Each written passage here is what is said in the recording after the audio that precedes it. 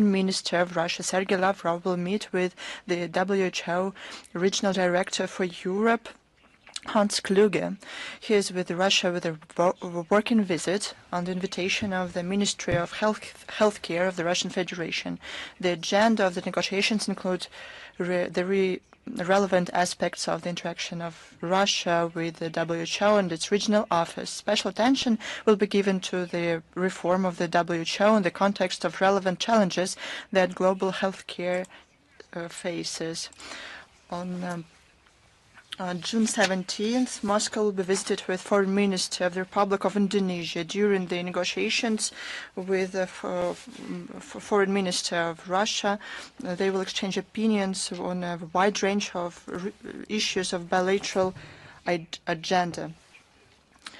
They will talk a broader agenda and the advance of legal framework of our relations, as well as reviewing the key international regional problems.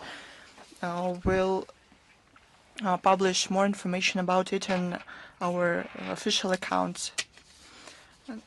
A very important international event. I'm talking about the St. Petersburg International Economic Forum. It will take place in St. Petersburg on June 18th through 21st this year. It will be hosted on the Expo Forum Center. This forum has a reputation of authoritative international platform for dialogue between representatives of business, state structures, scientists and experts dedicated to global economy, sustainable development and technological transformations. The central topic of the forum will be reference points and the shaping of sustainable development amid digital global turbulence. The program will include more than 150 events. There's sustainable interest to the forum from the international community. In 2023, it brought together more than 17,000 people from 130 countries. In 2024, more than 21,800 participants from 139 countries. Following the latest forum, 1,073 agreements were signed. This shows a high level of confidence and business activity. This forum has been taking place since 2006 under the auspices of the President of the Russian Federation. It is organized by the Roscongress Foundation with the support of the relevant ministries. It is absolutely clear that this forum is an important tool of constructive international interaction aimed at development of multipolar worlds, strengthening economic stability, and searching for balanced solutions amid modern challenges. Leadership and representatives of the Foreign Ministry will participate in relevant sessions and panel discussions of the forum on topics to do with global economy and trade, development of integrational processes, regional cooperation, challenges in energy, food, technological development. Special attention will be given to BRICS and SCO forums, as well as a number of country-wise business dialogues. As usual, the Department of Information and Print will actively participate and is going to hold 2 panel discussions. The emergence of a just and sustainable world order through strengthening common values of the countries of the global majority and countering fakes. I invite all of you to participate. Our next briefing will take place on the sidelines on the forum. Let's talk about the relevant agenda about the situation around Ukraine. We talked a lot of things, but there are more follow-up questions about it. After the second round of direct Russia-Ukraine negotiations in Istanbul on June the 2nd, Russia immediately started to implement the agreements reached there. On June 6th, a list of 640 wounded and severely ill soldiers, as well as those under 25 years old, subject to exchange, was sent to Kiev. On June the 9th, the first part of the young soldiers was returned to us. The second stage of the exchange took place yesterday on June the 10th, and I hope that they're happy to be at home, that the country does everything it can to take them out of the end. I think that you saw their commentaries. Within the repatriation of 6,000 bodies of dead soldiers, on June 7th, Russia took the first party of 1,212 bodies to the border.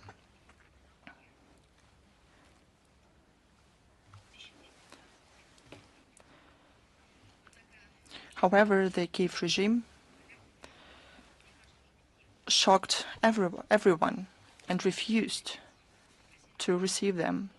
Russia is fully prepared to fulfill the agreements reached in Istanbul. We expect the same approach from the Ukrainian side, but it is not the first and the only, but a very vivid sign of the terrible essence of the Kiev regime. To confirm that its terrorist essence, the Kiev regime continued to launch strikes against civilians and civil infrastructure of the Russian regions. For some reason, they continue to call people living there theirs. In the Belgrade region, on June the 2nd, in the village of Khotmyshsk, following an explosive being dropped from a drone, one man was wounded. In the village of Dobre, a drone attacked a van. Two men were wounded. On June the 3rd, 4 civilians were wounded. On June 5th through 7th, in Belgrade and other villages, following drone attacks, 13 civilians were wounded.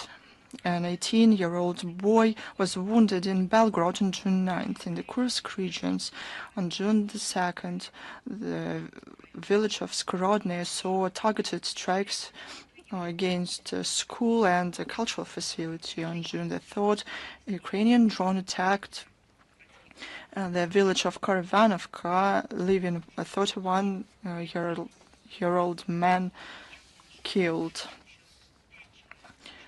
In the city of Rilsk, a 66-year-old woman was wounded. On June 6th through 7th, in the villages of Martinovka and Karish, following a drone attacks, 5 civilians were wounded, including a 65-year-old man. On June 8th, the enemy attacked electric substation Rilsk. The enemy drone also attacked the Cathedral of the Domitian there. On June 9th, the Ukrainian army targeted a cultural facility in the village of Prigrodnia, Slobodka. According to the head of the Perechinska village council, after the occupation in the village of Ruska Prechnia, there were no survivors. After the beginning of the incursion in the Suja region, there were 92 people, mostly elderly. Only 10 could made it out. Until the place was liberated in March 2025, out of 81 people, 48 died, 24 went missing. The on June the 3rd, in the DPR, 20 items of munitions were launched. 2 civilians were wounded. In the LPR, the Ukrainian Nazis dropped munitions on people at the shop of the village of Svatovo. 2 civilians were wounded. And they also attacked a civilian vehicle. The driver was wounded. In the Zaporozhye region on June the 5th, following an attack, a 77-year-old woman was wounded. In the villages of Aloshki and Proletarka on June 4th and 5th, 3 civilians were wounded. On June the 8th, in Rodansk, the attacks left a 56-year-old man wounded. The Russian courts continue to investigate crimes and to pronounce verdicts. Fighters of the Azov Nation Battalion, it was acknowledged on the territory of Russia. Sniper Ruslan Orlov and field medic Atom Novikov was given 26 and 24 years in prison respectively for killing civilians in the DPR. 4 more Ukrainian fighters were given sentences in prison for armed blocking of the village of Lgovka, the Kursk region. They received 15 years in prison. Grenade launcher operator Sergei Stokaz for shelling civilians in the village of Pogrivki, the Kursk region, received 16 years in prison. 23.5 years in prison was given to militant Danil Ovcharenko. Now about those who sponsor this, who's behind this. On June the 4th, Brussels saw the 28th meeting of the contact group on, as they call themselves, defense facilitation to Ukraine. For the first time, it took place without any kind of presence of the U.S. representatives. It was presided by defense ministers of Germany and Great Britain. And the fact that all those present favor the escalation is seen in the cynical congratulation to the Kiev regime with the attack on the Russian military air drones. Amid this, Zelensky started his same old story that it is necessary to start as soon as possible to supply them with air defense systems. But those are not investments in the Ukrainian air military and industrial base. However, Zelensky couldn't persuade his sponsors. The allies did not dip into their pockets and preferred to report on their own achievements to finance the terror activities of the Kiev regime. Great Britain wants to allocate 350 million pounds to increase the number of drones being supplied from 10 to 100,000 items. London has always talked about human rights, but they forgot about it. Since the beginning of the year, London sent 140,000 artillery shells to Kiev. They also plan to allocate 250 million pounds for Interflex program. Germany confirmed that they will allocate 5 billion euros to help Kiev.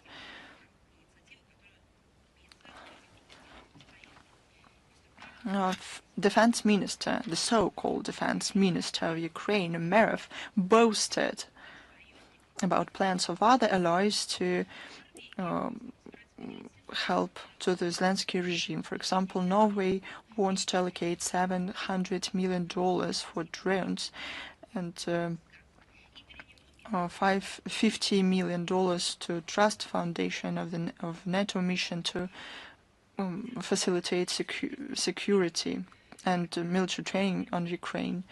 The Netherlands will give 400 million euros for anti-mine ship, boats and sea drones. Sweden will give 440 million euros to procure artillery shells. Canada will give $45 million for drones, POW systems and IT solutions. Belgium wants to annually until 2029 give 1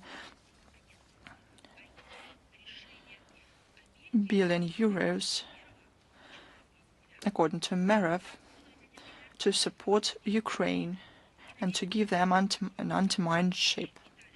Belgium, Italy, Turkey, Sweden, Estonia wanted to participate in the work of the so-called EW coalition established at the previous meeting of the group. The get-together also expressed ideas to align the investments to the defense of Rammstein with the EU 150 billion, I quote, rearmament program. This is the testament to what NATO new infrastructure aims at. They don't care about the life of their own people or to find solutions to the issues that the region and the world faces. They care about using the Kiev regime in Kiev for their own purposes. But what are their purposes? It's a great question. We should address it to them. On June the 4th, France announced finance guarantees worth 1.5 billion euros for defense procurements from national companies. On June 6th, Defense Minister of France said that Renault concern launches drone production in Ukraine. Lisbon plans to provide in 2025 military assistance to Kiev worth 220 to 225 million euros. It is a testimony to the aggressive intentions of West European Kiev allies and their maniacal aspiration to escalate the conflict at any price. And what about Ukraine itself? Well, we are seeing that forced mobilization is likely to happen soon. The Kiev regime is forced to seek new forms of forced mobilization from February to June this year. About 1.5 million young people had to go through a medical commission. Those who were only partially worth or fitting for the military service previously. The Verkhovna Rada is considering a possibility of voluntary mobilization of men elder than 60 people. They are offered to sign a voluntary contract for 1 year and with a test period of 2 months with the possibility to cancel the contract. The Ukrainian Banderovite activist said that Ukraine is now at a stage where not only men but also women and young people from the age of 18 have to be ready for mobilization. Maria Berlinska stressed there was no need to proceed to such actions so far, but the situation might change, so the Ukrainian population, according to her, needs to be ready. On the 9th of June, the Ombudswoman for Education of Ukraine, Nadezhda Leshik, recognized that young people and young school children are going abroad. According to her, in the 10th and 11th grades, a certain number of children are enrolled in the 10th and 11th grades, but only few of them graduate from these classes. She also stressed that it is a result of the statements of authorities about the plans to a possibility for plans of the current Ukrainian authorities to recruit the 18th year old this autumn. So the Zelensky regime is ready to sacrifice the young Ukrainians without any second thoughts. And now about the facts how Ukrainian citizens are punished for their dissent. The Kiev regime tries to complicate lives for people for slightest dissent from the doctrines. On the 4th of June, Verkhovna Rada adopted a draft law about criminalization of bypassing economic sanctions. What is so surprising about it? Just look at it. This draft law criminalizes, in particular, unintentional violation of sanctions, not only by those who are subjected to sanctions, but also by third parties. Sanctions include a fine, a large fine of 425,000 up to 2 million hryvnia, imprisonment of up to 10 years, and possible additional punishment in the form of ban to take certain positions and conduct certain activities for a period of up to 15 years and confiscation of property. But once again, those are certain separate facts from different spheres of life, but they point to the need of the special military operation aimed at denazification and demilitarization of Ukraine and elimination of threats emanating from its territory. All the goals of the special military operation will be reached. Now let's talk about the assistance provided by the Western states to the Kiev regime. At times, it's exactly the contrary. What they do on the 29th of May, the Globe and Mail Canadian media published an article under the name, I quote, "Satellite data shed light on Russia's modern-day gulags for Ukrainian children," end of quote. It is not a fake, it is something more. It is a disinformation campaign that has become part of the work of an information outlet. This article describes in a fantasy manner how certain NGOs for Canadian funds reveal in open sources information about allegedly missing Ukrainian children.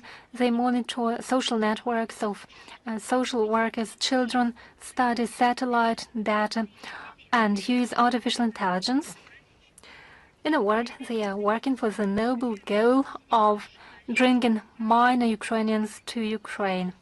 Do they know that we have received a list of those whom Ukrainian regime considers as missing? It is about 300 people. Previously, they were talking about some millions of children. While according to the Canadian media outlet, it has been possible to liberate 129 people and mark or label 36 social facilities in which Ukrainian children are kept. I think Havel would applaud this article. Previously, we were talking about a well-established mechanism to search for children if they are missing, if there are any suspicions. If someone is looking for a child and considers it possible that the child might be in our country, it is sufficient to contact the office of Maria Lvova-Belova, who is Russian ombudswoman for children's rights. And if the child is in Russia, there will be no hindrances to its reunification with the relatives. The Russian authorities will provide assistance, and it has been demonstrated on multiple occasions. For the time being, 101 minors from 81 families got reunited with their relatives living in Ukraine and in other countries, and 22 children from 15 families returned from Ukraine to Russia. On the 2nd of June, during the talks in Istanbul, we received a list of 339 children from the Kiev authorities. Those are children who lost connection to their relatives, and we are studying each and every case. But it was not needed to wait until the direct negotiations. It would have been sufficient to write an email to Maria Lvova-Belova. The Canadian article, well, I have to call it a publication, but in a sense it is simply a fake news. Well, according to the publication, Army is what they call Gulag. According to the pseudo-journalists, Ukrainian children are allegedly forced to assimilation. They are banned from speaking Ukrainian language and allegedly they are forcibly detained. Well, let's look into it. First, participation in the UnArmia movement is a voluntary thing. Have you ever seen children who would be tied, who would be forced to travel somewhere to sing songs, to say poems? Have you seen such children in UnArmia? I haven't, but Canadians know it better. They have seen it from satellites. Secondly, it is only upon permission of a legal representative that a child may join the UnArmia movement. The goal of the movement is multidimensional development of a child's personality and meeting their needs in moral and physical improvement. How are these goals achieved? By means of development among the young people of principles of collectivism based on the principles of justice, equality, unity and responsibility, love for the people, respect and tolerance. It was a quote. Has anyone in Global Mail read the document? No, they have seen the satellites. They know it better.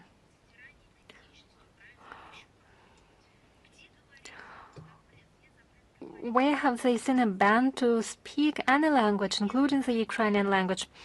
Where have they seen any references to hatred against Ukrainians or other nationalities or religious groups? There is no word about Ukraine in the documents of UnArmia. The Canadian media outlet who published this terrible article didn't mention that in Ukraine itself, children for many years have been taught to hate the Russians, the Russian language.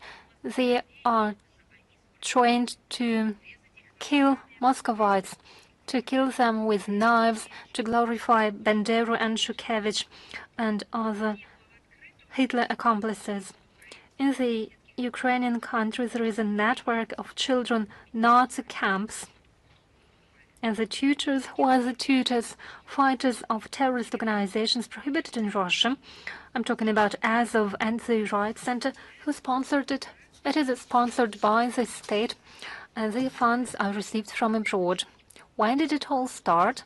Long before the special military operation 2015, 2017, 2018, 2019, in Daily Mail, NBC, Associated Press, El Confidencial and other media outlets published articles about it.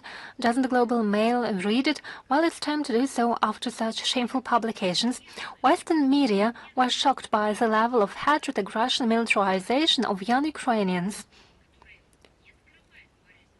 And they openly confessed their hatred to Russia. In April, the Zelensky regime announced about the creation of resilience preparedness centers, which were to be opened in all regions of Ukraine in order to train those who would be engaged in subversive activities, and fighters of neo-Nazi formations were to become trainers. I quote Deputy Head of President's Office of Ukraine, Irina Vereshchuk. On the 23rd of May, she wrote, whether there are peace agreements or not, according to her, Russia remains our enemy for decades to come, if not for centuries to come, while she can guarantee what is to happen in centuries later. According to Vereshchuk, our children should be ready for it. They should know what war is. Global Mail hasn't read it. It's a shame. The Kiev regime has opened militarized neo-Nazi camps in Ukraine.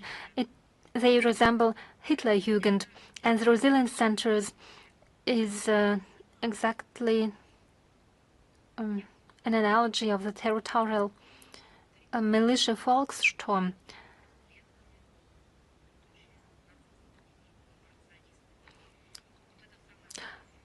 The Volkssturm was established in the final years of fascist Germany in order to involve the civil population to hostilities, but we shouldn't forget how they ended. Then, 80 years ago, the Führer committed suicide as he was afraid of punishment, and those Nazi leaders who were alive faced the Nuremberg tribunal. Yes, many of them, and Canada knows that full mail were welcomed in some Western countries. The Zelensky junta is ready to sacrifice the future of Ukraine, the children and the young people, for the benefit of the neo-Nazi regime, but no British, no Canadian, no French or German media outlets are likely to write about it, although we see that even in those countries there is a growing number of those who want to see the truth. Why don't they write about it? These countries sponsor the Kiev regime. They don't want to see the truth. They have to escalate the crisis. They have to bring the confrontation to a new level. There is no place for truth. And they are absolutely not worried that the lives and the future of children and young people are at stake.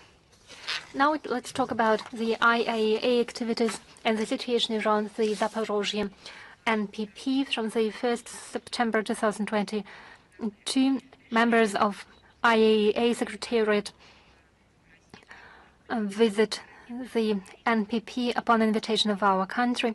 They see regular shellings on the part of the Ukrainian armed forces of the NPP and its city satellite Energodar.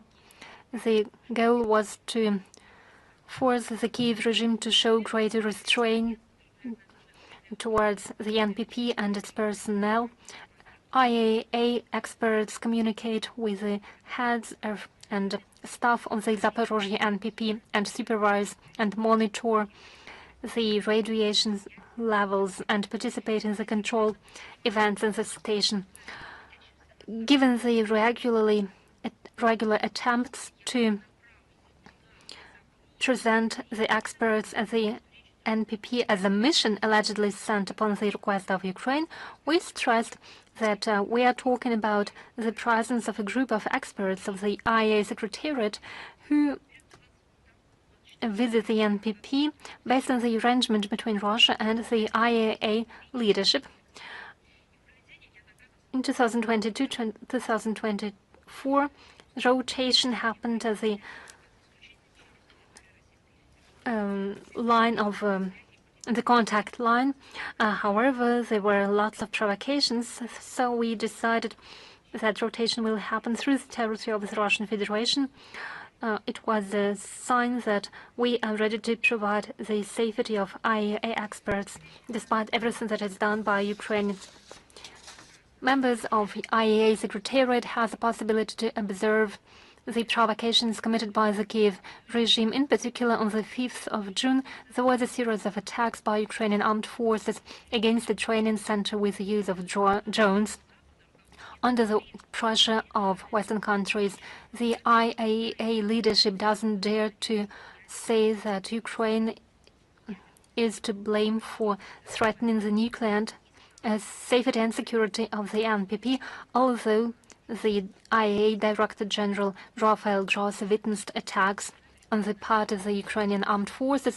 From our part, we regularly inform the IAA member states about the provocations by the Kiev regime about against the Russian Zaporozhye NPP.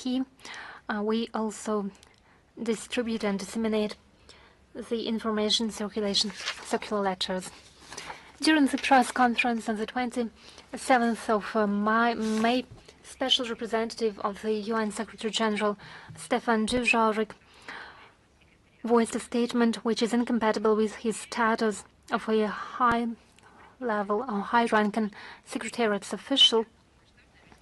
Antonio Guterres condemns, according to him, the large-scale Russian attacks against Ukraine on the 24th and 25th of May, but according to Dujarric, Mr. Guterres is only concerned by the attacks of Ukrainian drones against the Russian territory. According to him, the Secretary General ignored the fact that Russia only hit the military facilities of Ukraine, whereas Ukraine deliberately attacked civilian population of our country. Russian strikes were presented as an established fact, and attacks by Ukrainian drones were presented as reported attacks. But it's a shame a representative of the UN shouldn't make such statements. We consider such statement by Antonio Guterres, as it was attributed to Antonio Guterres, as a sign of the bias and double standards in the UN leadership. Secretary General and his team members keep silent about the glaring violations of international civil humanitarian law by the Kiev regime, or in the best case, they would call both parties for constraint, and they do so in situations when all facts, all evidence points to the responsibility of the Ukrainian armed forces. There is no compassion, there is no mention of human rights, there is no remembering the suffering of many people. We have repeatedly called Antonio Guterres and other senior UN officials to condemn the terror attack against the Kursk region in 2024 and other documented notorious crimes of the Kiev regime. For example, representatives of the Secretariat have avoided these substantial comments and called for restraint and independent investigations. Yes, that might be the case, but everyone should be called upon to exercise restraint. Some elusive wordings are to be found, and to underline that there is no data on the basis of which specific conclusions can be made, but it's only one-side way. During the press conference on the 3rd of June, Stefan Dujarric mentioned the explosions of breaches in the Bryansk and Kursk region. When a Russian journalist asked whether Antonio Guterres would like to condemn these atrocities, he said about mourning about all the civilian victims that were caused by the Ukrainian conflict, but it should apply to all the sides. And the UN Secretariat's officials just repeat the insinuations of the Western capitals to discredit our country. They do not cite reliable sources of information and do not check the facts. Antonio Guterres just flagrantly violates the ethical norms of an international officials and the UN Charter, in which there are requirements to adhere to an equal line, equal policy. And The UN is not to act as an honest broker in this case, in the Ukrainian crisis. And Antonio Guterres, we hope that he will avoid those Western political adventurers and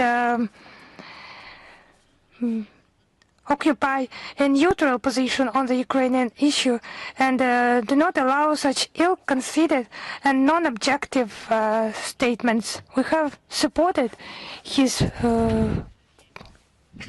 fight with pandemics, and he should not become a sponsor of infodemics. Now some words about this aggressive mentality. In the geopolitical dimension, international geopolitical dimension, the NATO countries have drawn attention to American plans to create yet another project of Pentagon, element of Richardson military base, where pilots, NATO and American pilots will be trained against a nearly equal adversary under the name of which they consider Russia and as well as growing challenges on behalf of China. And Alaska is presented as an important bridgehead for defense in the Arctic. It's not surprising, because under far-fetched pretext, the United States and NATO continue to recklessly pursue a course of active militarization of the polar region, expanding their military potential in the region, often of an offensive nature. Such steps are not conducive to strengthening trust in the Arctic and undermine confidence. The Arctic region has been long considered as a territory of dialogue, and the Russian Federation has never threatened anyone in this region, and we will further take all the necessary measures to protect our legal interests, national interests in the high latitude, and guarantee the security of our country at the northern borders. Now, some aggressive actions, extremely aggressive statements by NATO Secretary General Rutte on the platform of the London Chatham House Institute of International Relations. He spoke about a better NATO. So what should a better version of NATO be? You would think more effective or working for the benefit of the people who comprise this alliance? Or maybe having specific purposes for building, constructing peace or maintaining peace, but no. As Mark Rutte, NATO Secretary General, mentioned, NATO should become stronger and more lethal. It's just some evil words. NATO should make a quantum leap in its development. What do you think? Again, because of Russia, according to Rutte, because allegedly danger from our country will not disappear even when the war in Ukraine ends. Why is that done? It's understandable to intimidate the citizens of NATO bloc. It's just some far-fetched formula wording of NATO strategies that Russia allegedly could be ready to use military force against NATO within 5 years. But that's just statements. If we have a look at the real situation, Russia is actually now using the military force against NATO by defending against NATO threats, terrorist attacks by the Kiev regime. That's what the NATO Secretary General should have mentioned during all those conferences, how they have turned their political puppets in Ukraine into terrorists and extremists, how they have unleashed a hybrid war against our country and actually are a threat to security of the global majority.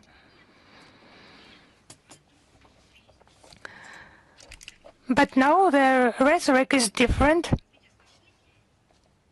In order to avoid the developments invented by them, Brussels thinks that they should significantly grow the military potential of a military and industrial complex. Anti-missile defense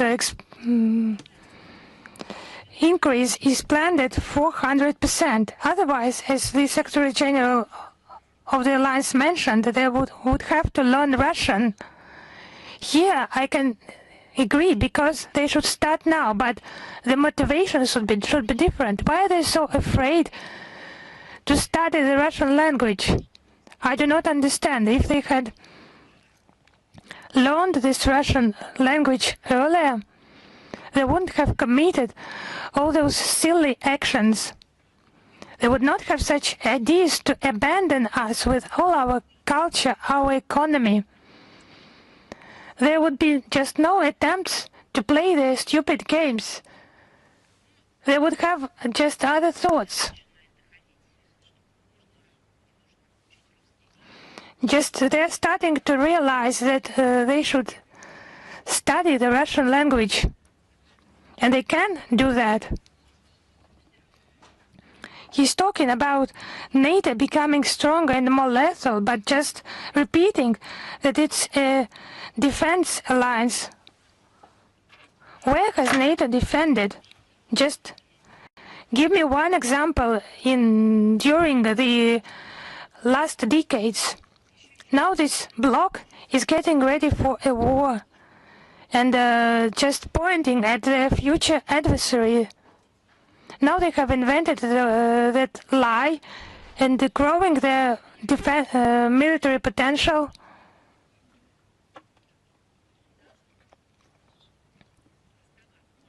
So there should be no doubts among the citizens that that is not the case. This bloc is aggressive, and it is still trying, according to its Secretary General, to become more lethal. Now, about the horrors of Russophobia, the Finnish parliament has adopted a law on a ban to purchase real estate by citizens who allegedly present a threat to the national security of Finland. It's just a good slogan for real estate agencies in Finland. I think it's about the U.S. citizens. I hope so. About NATO bloc representatives, about the citizens living in NATO countries. When they say that those countries and countries who violate the sovereign integrity of other countries. Now maybe in Finnish parliament they would repeat the history of bombing Belgrade. Who has committed that? And citizens registered in such states, according to those wordings of this law, it's just understandable who they mean, or the citizens of which country. That have been recognized as a threat to Finland. It has initially been conceived as something, another Russophobic act. And now everything has become completely clear because Belarusian citizens are also concerned here by those restrictions.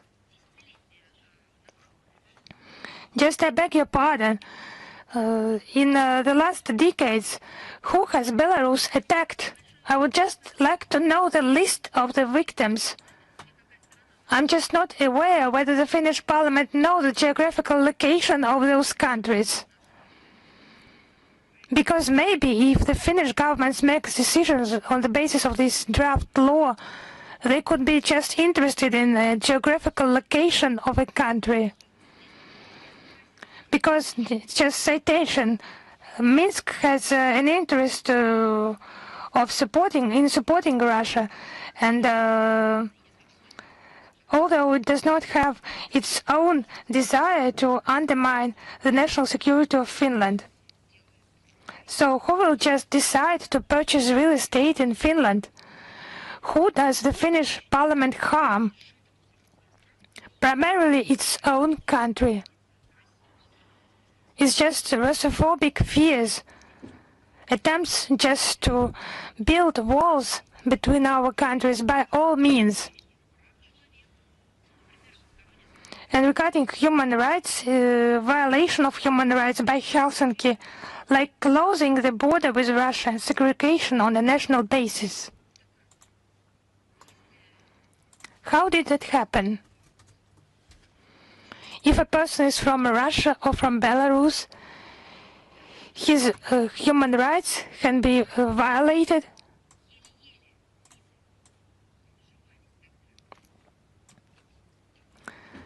The Finnish people have hardly separated from the horror that hardly avoided the horror that would have happened if Finland would have turned into a Nazi state.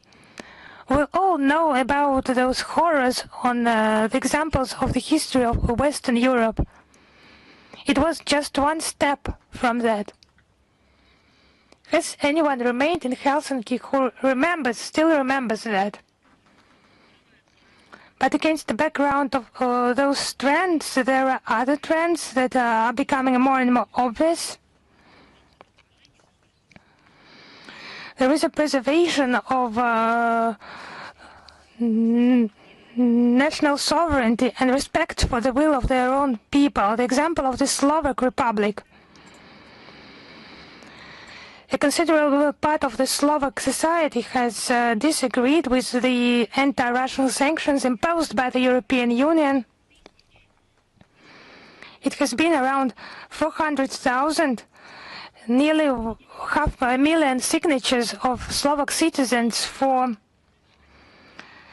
a referendum to abandon restrictive measures against the Russian Federation because they are detrimental to the country's economy, businesses, and the welfare of the population. According to the number of population of Slovakia, it's a large-scale support of this initiative, and Slovak parliament members have adopted a resolution that allows to occupy a stance against the new anti-Russian sanctions at the level of the EU.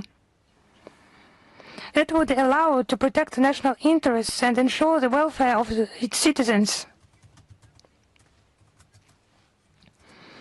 Yes, the democracy is declared within the EU, so let them listen to their own people, because the majority of their own people does not even have the right to vote, because when they are trying to express their opinion, they are being told that all that is inappropriate.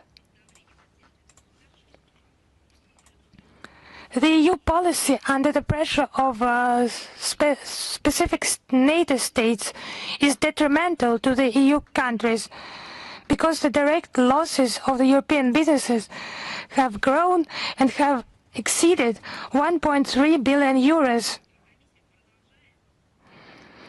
Against the background of legitimate political discussion, the European Commission continues its confrontational policy.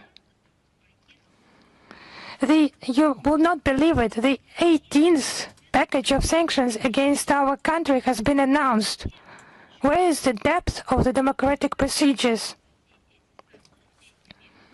On the basis of what are those sanctions, those measures prepared? Is it required by the peoples? Who has required that? Which countries? Which peoples? Of course, it's an ideological position. And they're unable to hear the voice of the European peoples. It testifies of the lack of democracy within the EU itself. Of course, sooner or later, the pragmatic approach will prevail in the EU countries, and the abandonment of sanctions will facilitate the beginning of the discussion on the European continent, and will be in favor of security. Now about the World Coordinating Council of Russian Compatriots meeting in the Victory Museum. It's the 80th anniversary of the victory in the Great Patriotic War, and issues of falsification of history and preserving the historical memory. I would remind you it will be held in Moscow on the 29th, 30th of October 2025. Attention will be paid to educating young people, promoting the Russian culture, and the conferences of compatriots living in the countries of Asia, Europe, and North America. And there will be also the work of thematic commission and the flower-laying ceremony in the Hall of Memory and Sorrow at the Victory Museum. But actually, our compatriots, they just face immense pressure now. The Foundation for the Support and Protection of the Rights of Compatriots Living Abroad has fallen victim to such persecution. This mechanism has been established by Russian Foreign Ministry, and it's about assistance to our compatriots, law and humanitarian assistance in difficult living conditions. Now, on the website of the Foundation, a detailed statement has been published. There will be a link to that statement in the Today Briefing text version. For the third year in a row, the Foundation, it just worries a lot inveterate Russophobes. This organization just helps people without taking into account their ethnicity, their nationality, protecting their legal rights. It's a human rights organization, but it's just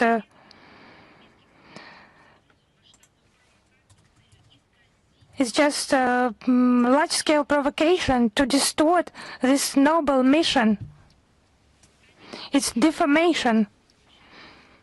And the time has been chosen for that by the government of some European countries, the Nazi regime-supporting countries. They're finding ways, looking for ways to harm our country. Now they are attacking our compatriots, the assistance that our compatriots get, sometimes in just very difficult situations. In many cases, because of the harassment and persecution in Western European countries.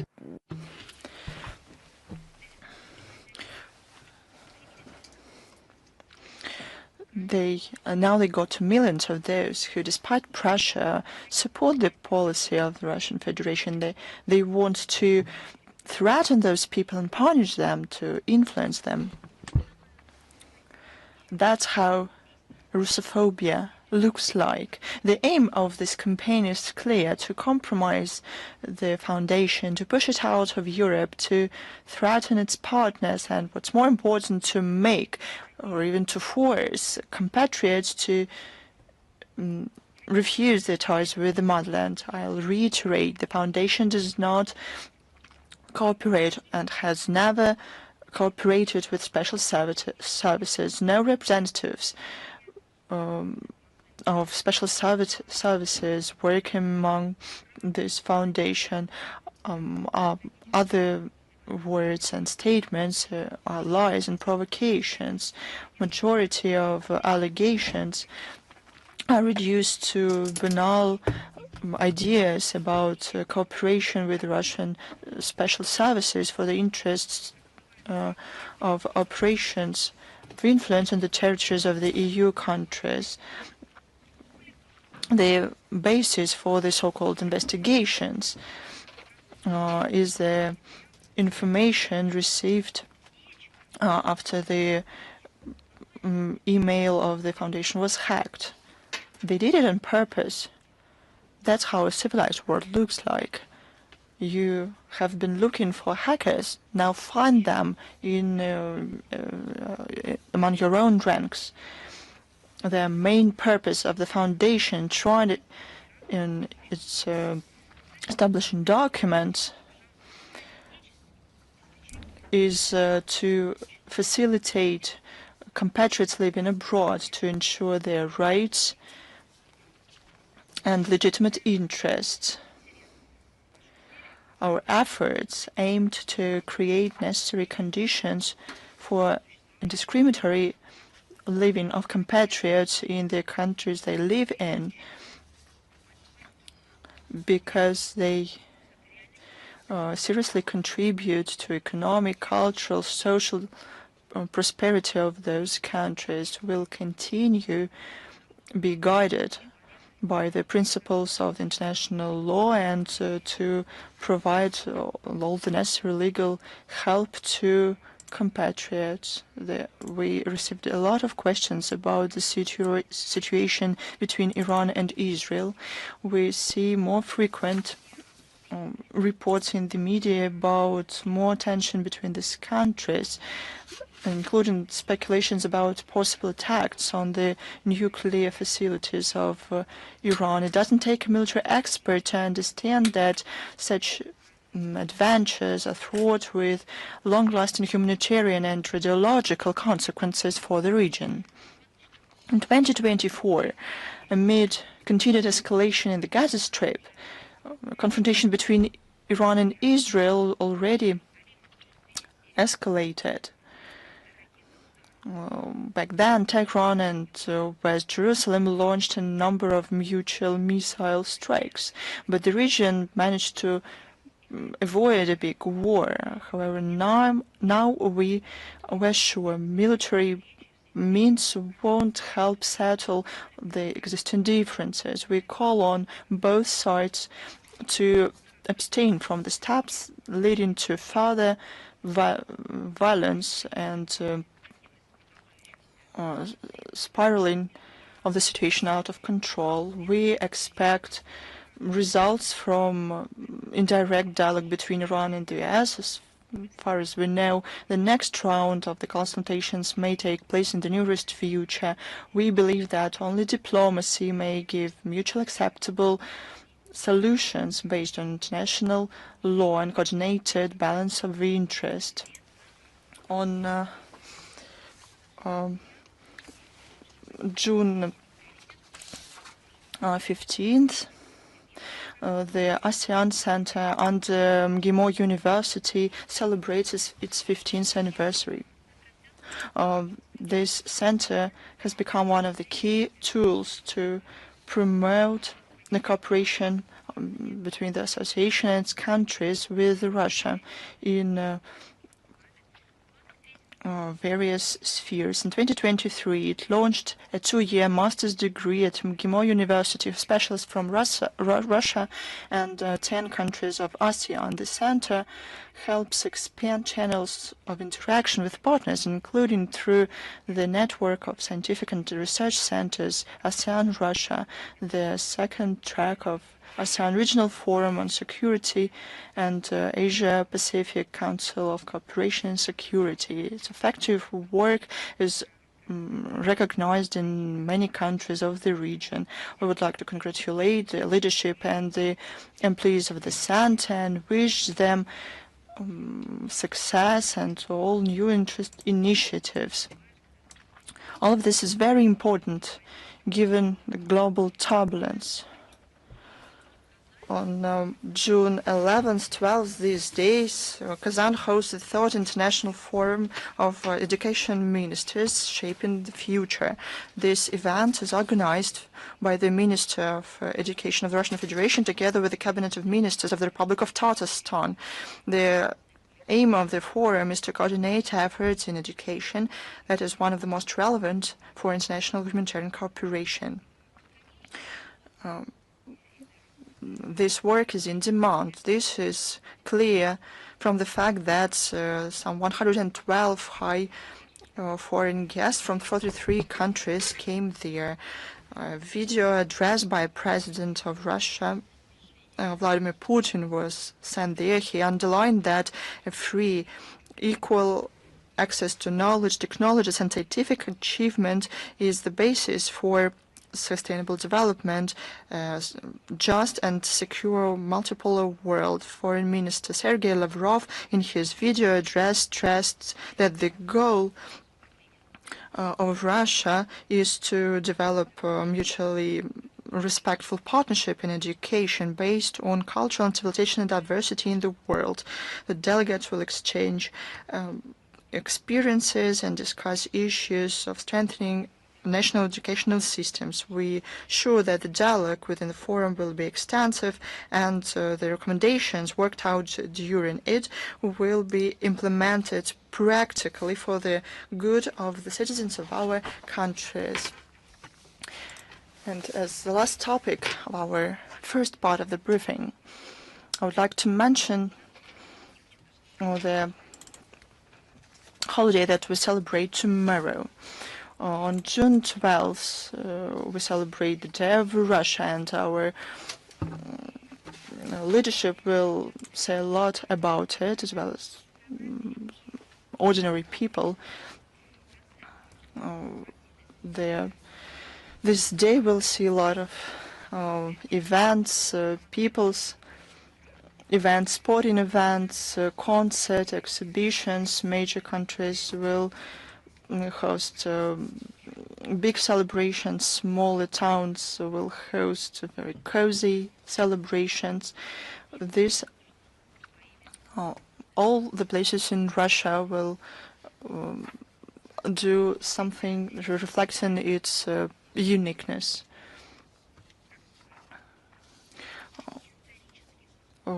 The new entities of the Russian Federation also will celebrate this holiday. The Donetsk and Luhansk People's Republics, Zaporozhsk and Kherson regions. With a special feeling, our soldiers, the heroes of the special military operation, will celebrate this date. As usual, the celebrations will take place abroad, at Russia's diplomatic missions, at the platforms of the UN and other international organizations. And of course, we'll be joined by our true friends, Russia's friends, who sincerely share our commitment to a more just, polycentric world order, free of dictatorship and new colonial practices. With a feeling of pride and joy, we celebrate Day of Russia, a holiday of sovereign, independent state with great past moving forward. The state with huge economic, scientific, intellectual capabilities. We will preserve the ties between generations and values, and we will overcome all the tests and challenges we face.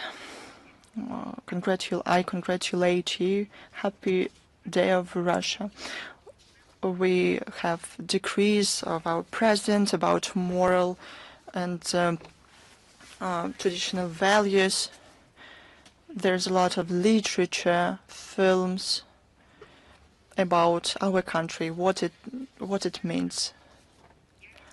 But every time, I suggest everybody to listen to our hymn and see how it describes Russia and our people. I am prepared to take your questions. This is International Affairs with us. Good afternoon, Madam Zakharova. Congratulations on the upcoming holiday, you too. We have the following question. On June 4th, during an interview to Financial Times, Prime Minister of Moldova said that Russia ostensibly is interested in the victory of the Moldovan opposition in the upcoming parliamentary elections in Moldova because it will give the possibility to Russia to deploy Russian contingents in Dniester region. How can you comment on that? You mentioned deployment of the 10,000 Russian soldiers, but I would like to ask the Prime Minister of Moldova about the sources of this information. But he must base his ideas on something. Probably he was hacked, and that's why he says all this bollocks. But probably he was influenced by his conversations with officials and parliamentarists in the U.S. Probably it was them who told this to him. He went to Brussels recently. Probably he was shown or told something there, so he should share this with us. Let's look at the facts. The number of Russian soldiers on the left side of Dniester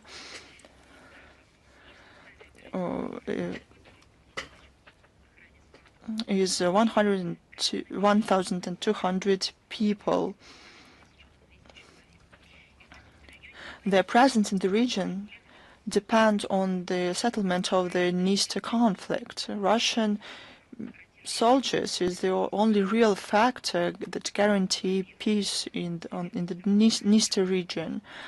I would like to say that there's no necessity to bring more soldiers there. The threat to this region comes from another place. I mean the Kiev's plans to enter this region. As to this, probably this regime serve the Kiev's regime interests. I don't know. It's them who came up with the idea that there's no Moldovan language. Probably they are prepared to give away part of their own country. As to the situation in the Dniester settlement, but there has been no positive developments. That direct dialogue between Chisinau and Tiraspol cannot substitute negotiations in the multilateral format. Amid this, there has been a huge pause in the work of multilateral negotiation format 5+2, where Russia participates. We think that this is the only platform that can contribute to finding solutions to relevant issues of the Dniester settlement. We're told that Russia or Ukraine cannot be seated at the same table. But Istanbul can do that.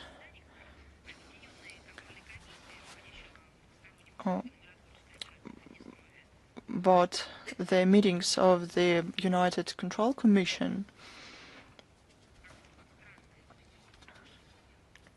it is not possible. It is quite strange why we cannot hold this kind of meeting. But why cannot we do with this format as well? These are very precise questions. We shouldn't make anything up. We should just ask these questions to those people who make such statements from Chisinau. Russia's position remains unchanged. Our mission is to maintain peace and predictability in the Dniester region and favor normalization of the dialogue between Chisinau and Tiraspol. But we would like to learn the sources that Prime Minister of Moldova used, who told this false information to him, to follow up on this topic. The authorities of Moldova continue to implement measures aimed at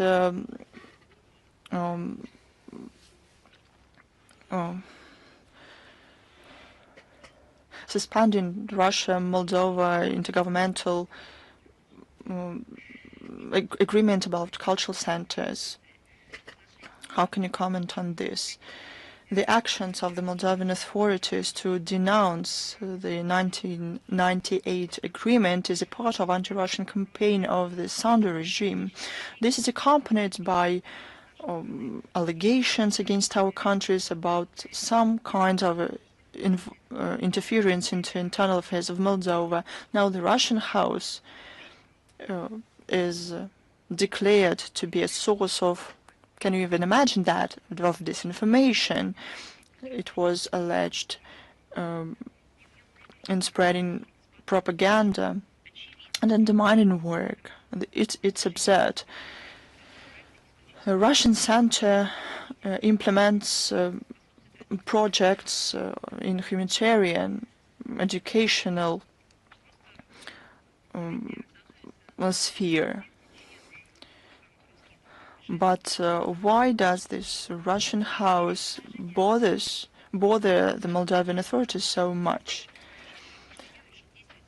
As the parliamentary elections come closer, the Chisinau decided to act according to the scheme they already know.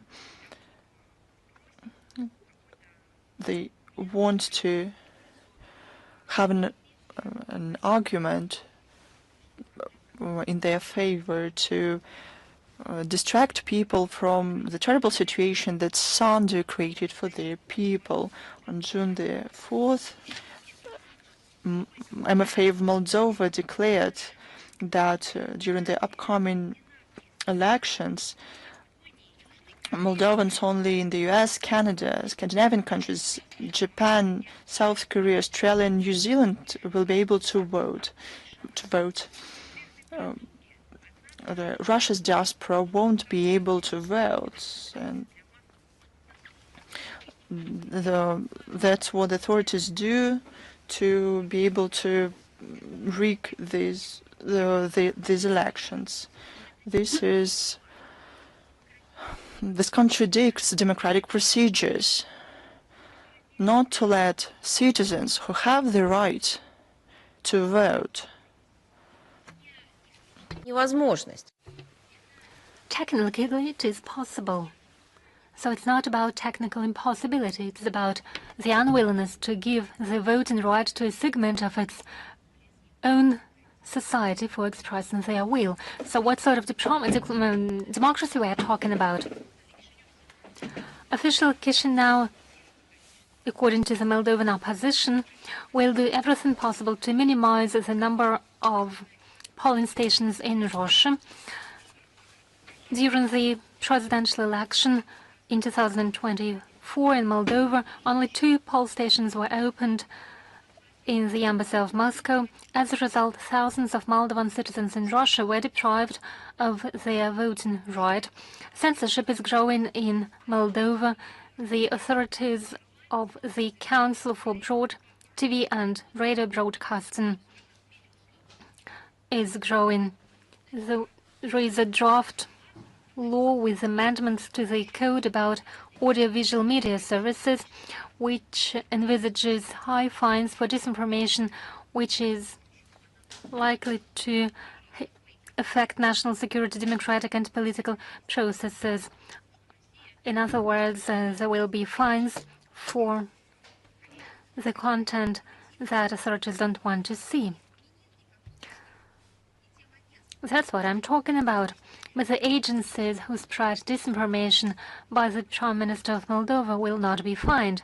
They will never be fined. But why not? In a sense, it is another instrument to use influence measures against unfavored bloggers, journalists, politicians, and candidates. The social-economic situation in the Republic is deteriorating. According to independent experts, over 80% of citizens of the country cannot afford healthy nutrition. 25% of people are suffering under malnutrition. It is a result of decline of agricultural production and its exports. In 2024, it was reduced by 12.2%, and exports to EU countries was reduced by 10%. The state debt reached a level of $7 billion.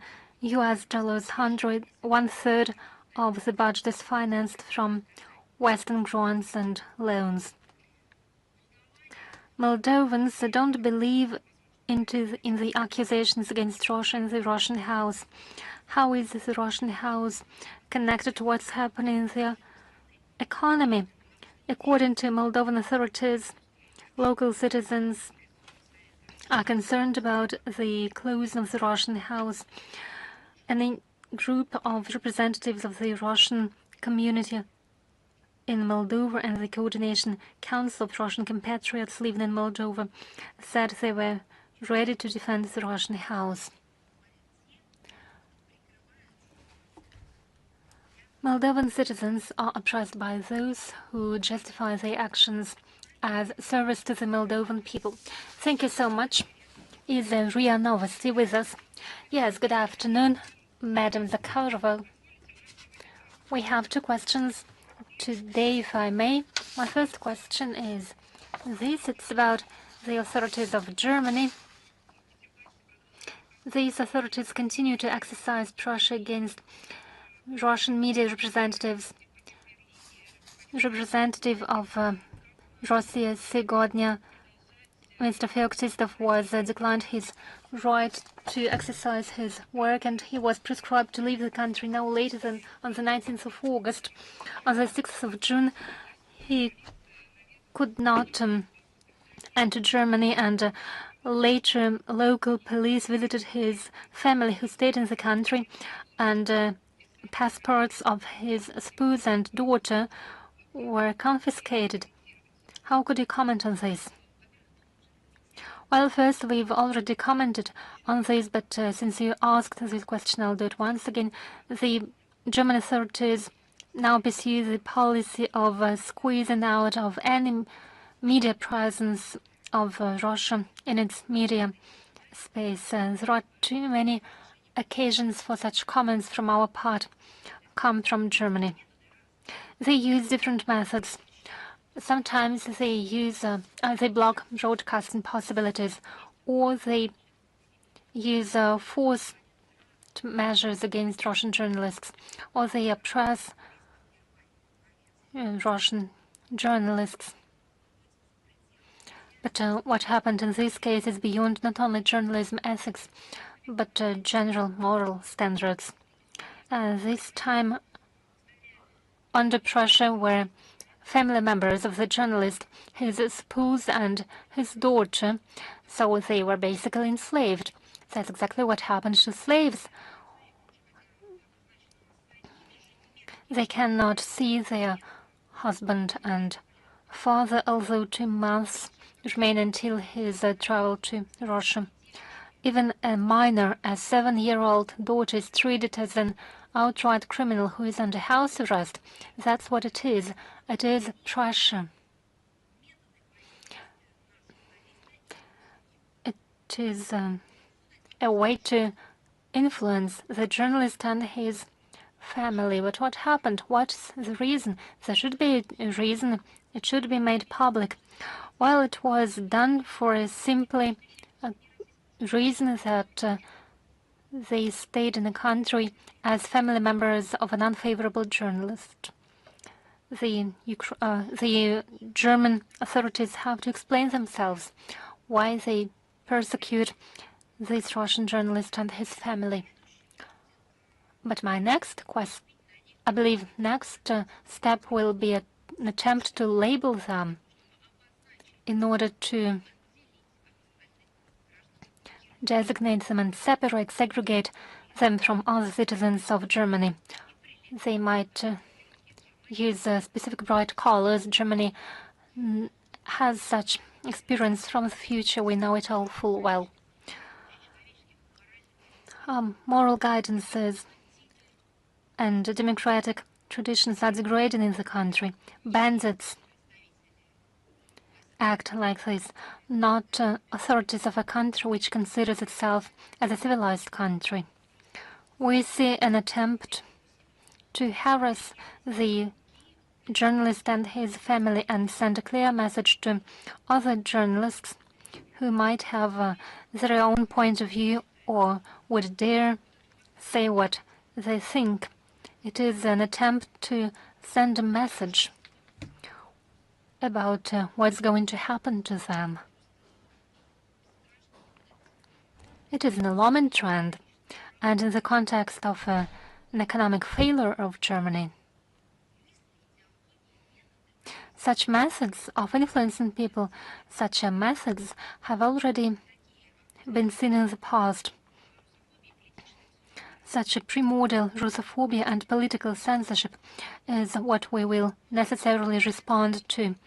But relevant international bodies such as Director General of UNESCO, the UN High Commissioner for Human Rights, and OSCE Representative for Human Rights for the freedom of media should respond. Settling scores for journalists by means of pressure on the family members. What happens next? They have to explain themselves to give their assessments. I would like to emphasize the contrast. German media, just look at the difference between how German journalists in Russia are treated and Russian journalists in Germany. Just ask the German journalists in Russia, be it on camera, on the record, or in a personal conversation. Well, as a matter of fact, the German journalists cannot open their mouth. They cannot say a word because they have to travel back to Germany with its liberal dictatorship. So this harassment against Russian Germany is what we see with regards to Russian correspondence. Many Russian journalists don't receive visas or accreditations. We'll give our reactions. We are working on the response and it will follow soon. Thank you so much. And my second question, if I may. U.S. President Donald Trump expressed his interest in Russian side being a facilitator in the negotiating process between Washington and Tehran. Is Russia ready to make its contribution? Well, it wasn't for a minute that the Russian side weakened its efforts to contribute to political diplomatic settlement around the Iranian nuclear program. There are cautious signs that the situation will not reach a dangerous level. We hope Washington understands the inadmissibility of military strikes against nuclear and energy infrastructure of Iran, and we hope they have made a deliberate choice in favor of diplomacy. Russia has repeatedly called to use diplomatic steps without any hints to other options. Obviously, hard work is ahead, which will require political will and resilience. We remain in close contact with Iranian partners on the topic. The U.S. has a clear idea of our approach. If Tehran and Washington are interested in seeing Russia as a facilitator in working out a negotiating solution which makes it possible to eliminate any suspicions, we are ready to do so. Back in the day, as you know, our country made a contribution to forming a balance of interests on which the JCPOA was based.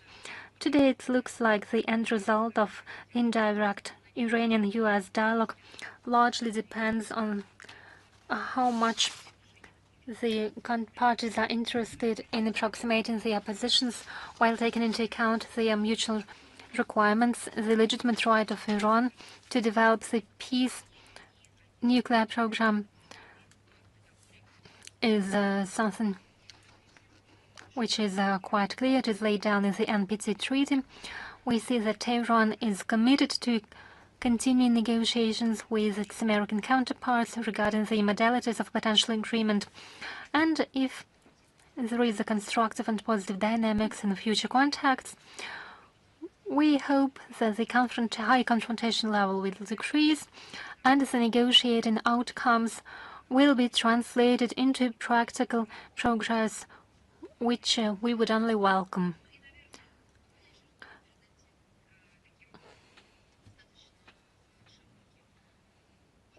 And as a bottom line, I may say that from our part, we are intending and willing to contribute to this process in the interest of strengthening the international peace and security.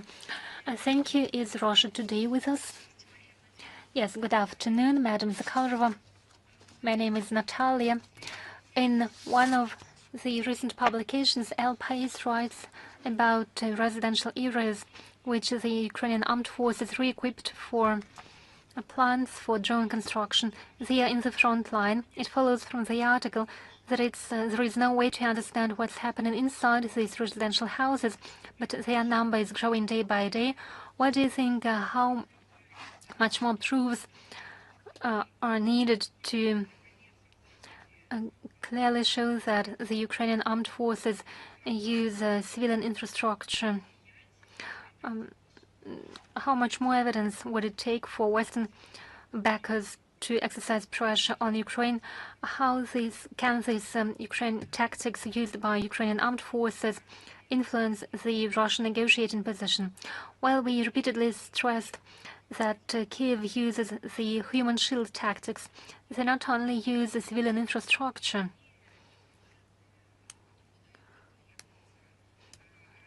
Kiev regime fighters hide in these residential infrastructure areas, and then they speak about Russian strikes against Ukrainian civilian infrastructure. But you cannot reduce it to the facilities themselves. We should not forget about the people. They don't hide themselves in the houses in which people no longer live. They don't hide arms in empty squares or facilities. They do it exactly in the residential areas where people are medically treated, where children receive education. So they use the human shield tactics. I'll remind you, Amnesty International, which can hardly be considered as a pro-Russian body, wrote that civilian infrastructure is used for deployment of munitions. The Ukrainian army, according to Amnesty International, makes strongholds in residential areas. It is not the only publication.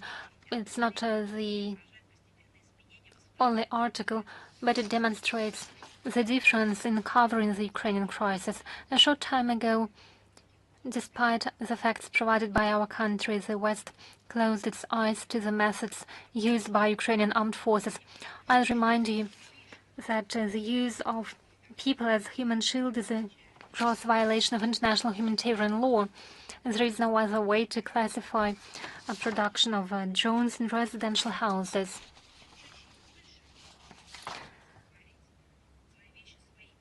If there are increasingly more publications about this, the greater will be the public outcry, I believe. But how much more efforts, how much more publications it will take, I can hardly say. One should simply go on, and then I hope it will be considered as a generally recognized reality, as a commonly recognized fact, which is needed for the Western society to wake up. I'm talking about those who still have some suspicions or doubts. We provide such facts too. We provide evidence which serves as evidence for those journalists who use facts. Our approach to settling the Ukrainian crisis remains unchanged. Russia is seriously willing to continue the negotiating process in order to reach an ultimate settlement of the conflict. Both these modalities were explained and presented by the Russian leadership. So please, if you quote me, present these facts and this attitude as a part of the Russian negotiating approach, which was formulated by the Russian leadership. Is the immediate cooperation of China with us?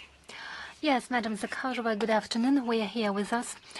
On the 10th of June, the International Day of Dialogue Between Civilizations was celebrated for the first time. This initiative was put forward by China and unanimously adopted at the UN General Assembly last year. Secretary General stressed that dialogue is a way for peace and diversity of civilization is more relevant as ever before. In the current context, how would you assess the role of the dialogue? Well, we appreciate it. We believe the dialogue is very important, both between the established bodies and between the people. You may call it public diplomacy, when people unite themselves on their own and hold events in order to prevent self-aggression that we mentioned today. I believe it is very important. It is an important part of the future multipolar world order, where states are no longer passive objects of geopolicy, but seek to strengthen their national sovereignty, to strengthen their identity, and do so by means of cooperation, when they want to uphold their historical and cultural traditions. If you wish, we can send you a more elaborate answer. Later, is Reuter with us? Good afternoon, Madam Zakharova. We are here with us, and we have two questions, if we may. The first question deals with the topic that you've already touched upon, but let's look at it from a different perspective. Does Russia see risks for a negotiating process around Ukraine in the context of the most recent escalation? I'm talking about strikes against the Russian infrastructure that you've mentioned and statements by the NATO officials. Well, I believe there is a contradiction in your question. Either we talk about risks or escalation. I mean risks for the negotiating process resulting from the escalation. Well, I believe we should speak either about risks or about escalation. If we are talking about escalation, we should not speak about risks, but about a direct threat to the political diplomatic process. If it's about the escalation of the conflict, it's not about risks, it's about a threat. A threat should be mentioned here. Risks, it just can happen, cannot happen. But now I think you are just exaggerating. So by taking a key role in providing assistance to Zelensky regime, the Western War Party, and they just call themselves that way, they position themselves that way, they just demonstrate the aggressive stance, as you have said correctly, for escalation. Not just some passing between two dangerous things, but it's they just support the prolongation of the conflict, and they do not conceal that. It's weapons supplies, their own militarization, and the outcome of another Ramstein meeting we have discussed today already. Has anyone mentioned peace and negotiations there? Of course not.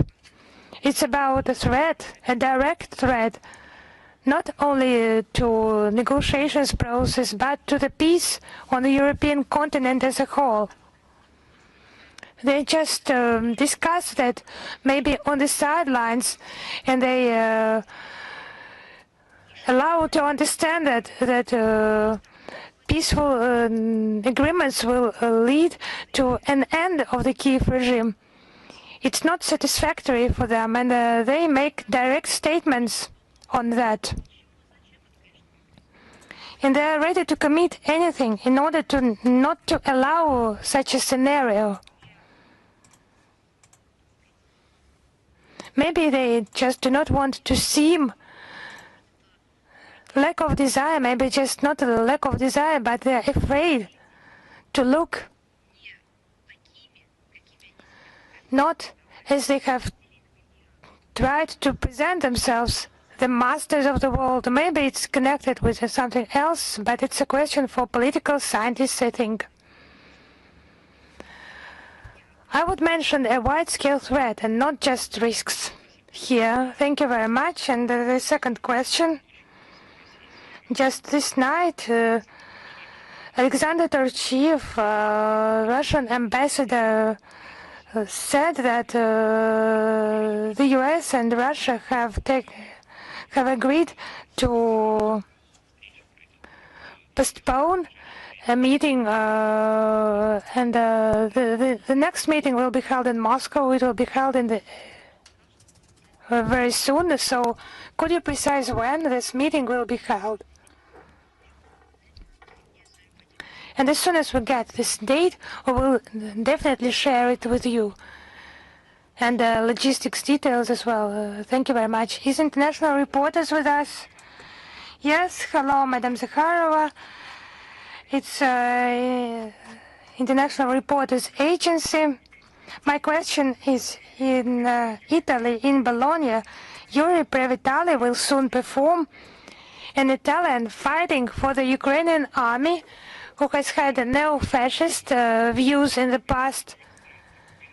And the Bolognian authorities have closed another center, Villa Paradiso, for allegedly holding pro-Russian events. How would you comment on this fact? It's just horrible. It's a shame.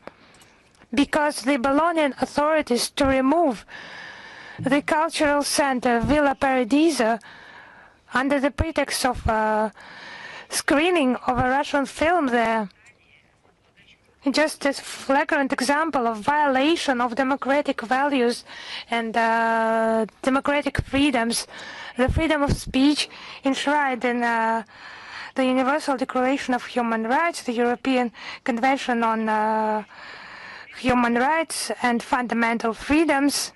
And everyone knows, everyone is aware that by closing the access, blocking this access for their own citizens to alternative information that is beyond the mainstream in some cases, is just a tough control instrument.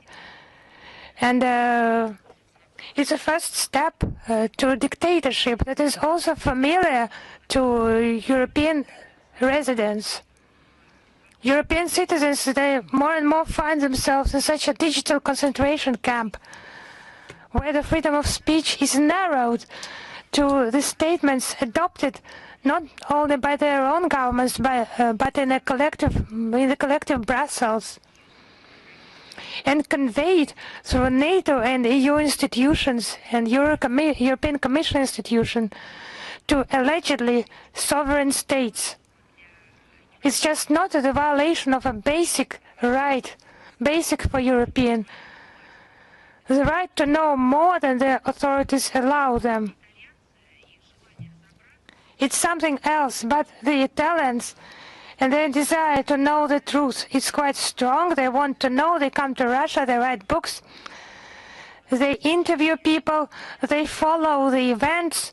They are not afraid of bans by the authorities. They are even not afraid of threats by that mad Banderite activists. Italy has become the first country of the European Union where on the 31st of May this year, Arctic Dog Festival was held, documentary festival where documentary films were shown, very different films, stories of real people, not invented stories. It's not fantasies, it's real facts. It has become possible because of the bravery and positive attitude of citizens who are not indifferent, and thanks to the activist Vincenzo La Russo, Italian journalist, who really supports countering fascism and common goals for the humankind. He has facilitated the screenings of RT films in different towns. It's documentary films. It's not something invented. And those actions have been attacked by the European Parliament, Italian Parliament members and mainstream media. So it's not allowed to show the atrocities of Banderite in Ukraine, in Europe, because it's allegedly a Russian propaganda and strongly influences public opinion. It's the facts, it's the truth. But what is facilitated and promoted are the trips across Italy of an Italian mercenary who participated in hostilities and supported Ukraine. So the cultural center, it has been closed. Is it the first Italian mercenary to be used for this purpose? And who is just not punished there for his crimes?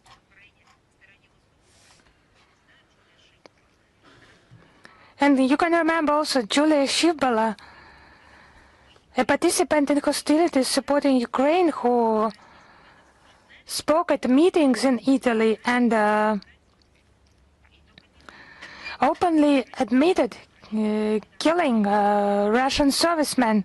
No one paid any attention to that in the Italian government. So it's flagrant, callous demonstration of double standards. It's a political order. It's banning cultural events on false basis. Thank you very much. Is Open TV Greece with us? Yes, Madam Zakharova, if you allow me also 2 questions. Recently, Russian Foreign Ministry has mentioned banning access to a Greek official in response to refusal to prolong the accreditation to RIA Novosti correspondent in Greece. Will you not name him? We have such a rule where we do not name people, we do not make the names public. Yes, there are countries where we name those who are under Russian sanctions. In relation to the EU countries, we do not have such a practice. And one more question. In the Greek media, there have recently been reports of the Romanian supplies of aircraft and accompanying personnel. Greece shipments to Romania. Maybe you have some drone UAV zone creation is coming. What's your assessment of this? Yes, actually, NATO is using those false pretexts, allegedly a Russian threat, to increase its expansion, its aggression. NATO presence is being increased in the east, including the Black Sea region. There are more and more tactical militant groups there. Military infrastructure, more and more equipment is used in order to patrol the Black Sea region. The expansion is obvious and it's tracked by our relevant structures. I would like to underline once again that the military potential of NATO in the region has no basis and leads to further escalation of the military situation. If you have some detailed question, we will just address the relevant experts. Thank you. Thank you very much. Is News.ru with us? Hello, Madam Zakharova, Mikhail Rosen, news.ru, media outlet. We congratulate you on the coming holiday. Likewise, thank you very much. What's your position in relation to another attempt by the Latvian Sejm to ban the communication in the Russian language in public space, public places on the territory of Latvia? It's just a shame. It's uncivilized action. I'm not sure that the current Latvian authorities can be characterized as civilized, but what they're doing for the people of this country is just a real shame. Because Latvia is one of the countries, the EU countries, where Russian speakers are discriminated on a large-scale basis. They are continuing to build a mono-ethnical model of state, ignore all the human rights instruments, including the Universal Declaration of Human Rights, International Convention on Elimination of all forms of racial discrimination, International Pact on Civil and Political Rights, Convention on Protection of Major Human Rights and Freedoms, and many OSCE obligations in this sphere. Is just blatant Nazism. It's manifested that way. So we just draw attention to those violations on international platform. Riga is hiding under the back of its senior EU patrons. And how this is contrary to all those values so actively protected by Brussels. But it has become inconvenient, actually, because to admit that Riga is just supporting neo-Nazism, it's just to admit that they are facilitating those actions. And it's just a mother tongue for a significant part of the population. So, rational fear. How strong should it be? This mythical Russian threat they have invented for themselves, and Brussels has invented it for them, the fear of everything that is Russian, including the culture and the language, to fight those barbaric and modern barbaric methods. So we're not ready to endure all that. We will continue to seek to support those commitments reached at the international level, and we will use all the powers available to us. So another question: the Hungarian Prime Minister says that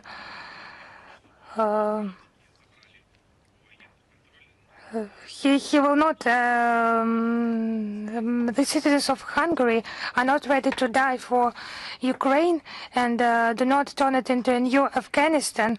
So how can the Russian Foreign Ministry comment these statements by Mr. Orban? So I cannot comment on the first part because we need to have a closer look at this quotation. And the second part, that the Hungarian citizens do not want to die for Ukraine, and no one wants that. So, they're just forcefully mobilizing people. That draft that concerns also school children who are only 18 years old. It's just school children. And Mr. Orban is a tough politician. Strongly supporting the Hungarian national interests, and despite that pressure put on him by Brussels, he's known for his well-balanced approach to the situation in Ukraine and the understanding of the root causes of the situation of the conflict as a result of Zelensky being governed totally from abroad. He has on multiple occasions mentioned that by calling upon the EU officials, the EU leaders, to take a responsible stance, to adopt a responsible stance in that situation. Thank you very much. He's very well with us. Yes, hello, Madam Zakharova. Hello. We congratulate you on the coming holiday. We have two questions today. The first one recently is in Azerbaijan, according to NATO partnership program. Trainings have been held on theoretical and practical tasks for planning and managing NATO operations. There will be soon another drills by joint drills with Azerbaijan. So, what's your comment with regard to this situation? We have mentioned on numerous occasions that it's not good for the security on the South Caucasus. It's just to unbalance the region, to turn different actors against one another. And we hope that Azerbaijan reasonably assesses the risks of interaction with those military blocs. An aide to Azerbaijan, President Hikmet Gajiyev, has recently noted that in negotiations with Armenia, there have been statements on the lack of necessity in the presence of foreign military forces there, and taken into account and a call upon with the withdrawal of the Russian military base. What would be your comment? Actually, I have not heard such statements from Azerbaijan. If we hear such statements, if we see them, we will comment on them. And regarding the EU mission in Armenia, we are well aware what its staff members do. They're just spies. And they do not facilitate any security in the region and stability. And regarding the Russian military base, these issues are not on the agenda. It's obvious because it's an important security element in the region in Armenia and the entire South Caucasus. And the deployment of the base, as you know, is guided by the relevant bilateral instruments between Armenia and Russia.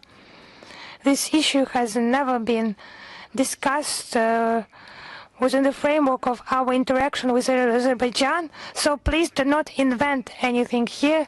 In March this year, we have marked a 30-year anniversary of the treaty on the Russian military base on the territory of the Republic of Armenia, so I congratulate you. I congratulate everyone on that.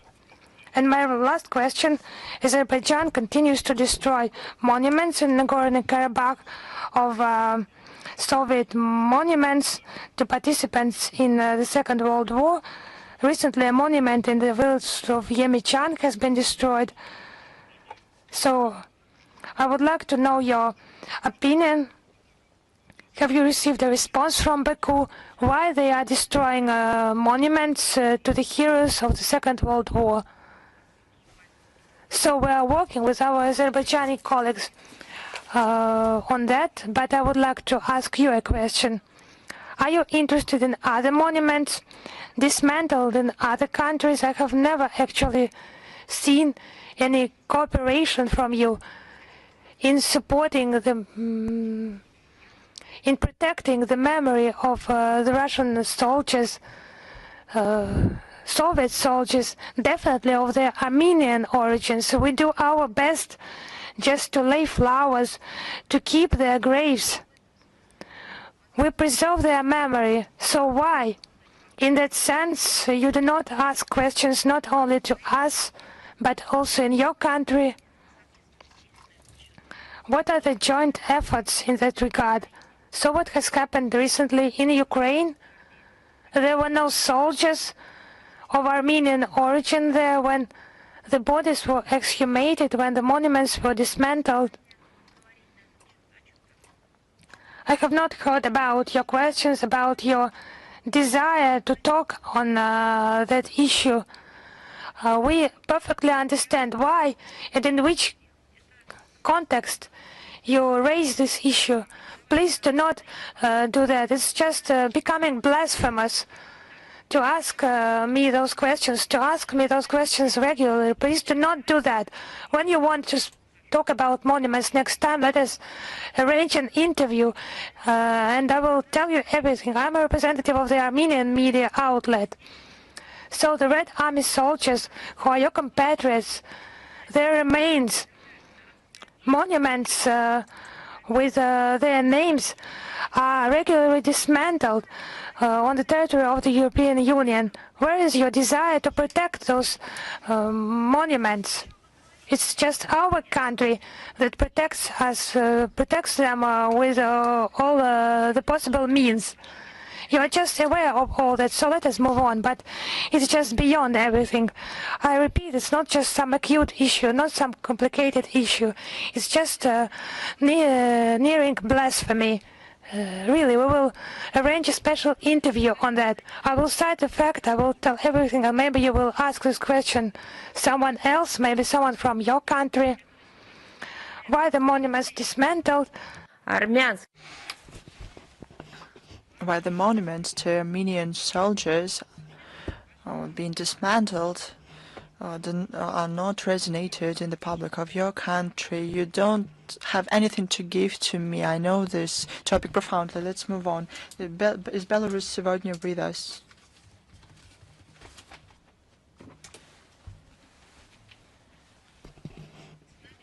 Is Belarus сегодня with us? Is Almaydin with us? Good afternoon, Madam Zakharova. Congratulate you on the upcoming holiday. I'm the citizen of Russia. I congratulate you too.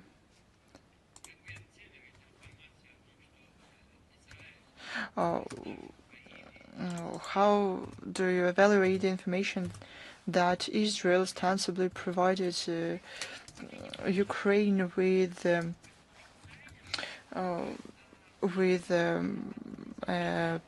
air defense system?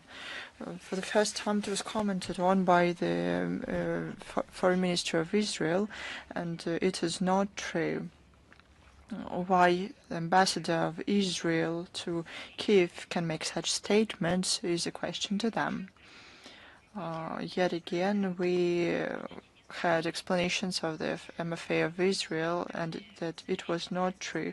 We take into account official statements of the MFA of Israel that armaments that Israel do not want to supply Kiev with armament in future, and we will continue our cooperation in various spheres. Thanks to you and to you. I can see that there are several questions, and I'll answer them individually. If I may, given my schedule, I have to go. I congratulate you on the upcoming holiday and wish you peace, prosperity, and everything best to you and your loved ones. Happy